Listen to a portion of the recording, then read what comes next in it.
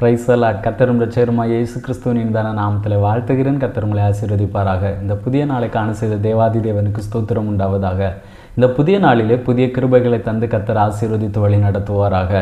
யோவான் எழுதின சுவிசேஷம் 11வது அதிகாரம் 31வது வசனம்.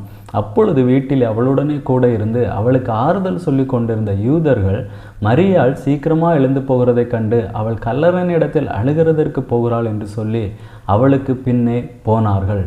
கர்த்தருடைய நாமம் மகிமைப்படுவதாக. இந்த அதிகாரத்தில் இந்த சம்பவத்தில் பார்க்கும் பொழுது லாசரு மரித்து 3 நாள் கழித்து இயேசு கிறிஸ்து அந்த கிராமத்திற்கு வருகிறார்.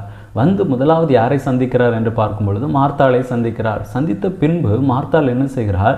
தன்னுடைய சகோதரியாகிய மரியாளை ரகசியமாய் வந்து அழைக்கிறார். போதகர் வந்திருக்கிறார் என்று ரகசியமாய் அழைத்த பொழுது மரியாள் என்ன செய்கிறார்? எழுந்து புறப்பட்டு செல்லுகிறாள். இங்கே பார்க்கும் பொழுது ஏன் மார்த்தாளிடத்தில் மரியாளை அழைக்கும்படி சொல்லப்பட்டது என்று பார்க்கும் பொழுது இங்கே மரியாள் கர்த்தருடைய சமூகத்தில், அதாவது பாதத்தில் அமர்ந்திருந்தவள். இந்த மரியாள் அழுது கொண்டு இருக்கிறாள். இவை எழுந்து போகிறதை பார்க்கும் பொழுது யூதர்கள் என்ன செய்கிறார்கள்? இவள் எங்கே தான் போகிறாள்? கல்லறைக்கு தான் போகிறாள், அங்கேயும் போய் அழப்போகிறாள் என்று தான் பின்பாக போகிறார்கள். ஆனால் பாதத்தில் அமர்ந்து கொண்டிருந்த இந்த மரியாளுடைய கண்ணீர், அந்த அழுகை மாறுகிறதை நாம் வேதத்திலே பார்க்க முடிகிறது.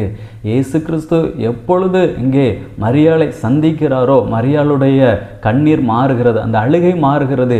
இதுவரைக்கும் மரியாளை பார்க்க வந்தவர்கள் ஆறுதல் சொல்லுகிறார்கள், ஒன்று பார்க்கிறார்கள், மற்றவர்கள் கூட அழுகிறார்கள், ஆறுதல் சொல்லுகிறார்கள். இப்படி அநேக காரியங்கள் நடக்கிறது. ஆனால் மரியாளுடைய அழுகை மாறினதா என்று கேட்டால் இல்லை. ஆனால் இயேசு கிறிஸ்து வந்த பிறகு மரியாளுடைய அழுகை மாறியது.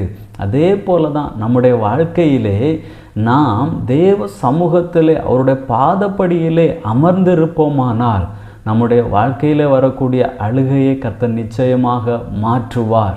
நாம் அவருடைய பாதப்படியிலே அமர்ந்திருப்போம், அவருடைய பாதத்தில் அமர்ந்திருந்து அவருடைய வார்த்தையை கேட்போம், அவரை ஆராதிப்போம். நம்முடைய வாழ்க்கையில் இருக்கக்கூடிய எல்லா கண்ணீர்களையும் அழுகையும் நிச்சயமாக கர்த்தர் மாற்றுவார். ஜெபிக்கலாமா? நல்ல தகப்பனே, உம்மை நன்றியோடு உம்மை துதிக்கிறோம், உம்மை ஸ்தோத்தரிக்கிறோம். அப்பா, உம்முடைய பாதப்படியில் அமர்ந்திருந்த அந்த மரியாளுடைய அழுகையை கர்த்தர் நீர் மாற்றி இருக்கிறீர் தகப்பன். அதே போல் உம்முடைய சமூகத்தில் வருகிறவருடைய பாதப்படியில் இருக்கக்கூடிய எல்லாருடைய அழுகையை கர்த்தர் நீர் மாற்றுவதற்கு வல்லமை உள்ளவராக இருக்கிறீர் தகப்பன். இப்போ மாற்றி நடத்துவீராக. ஆசீர்வதியும், பெரிய காரியங்களை செய்யும். இயேசுவின் நாமத்தில் பிதாவே, ஆமேன். God bless you.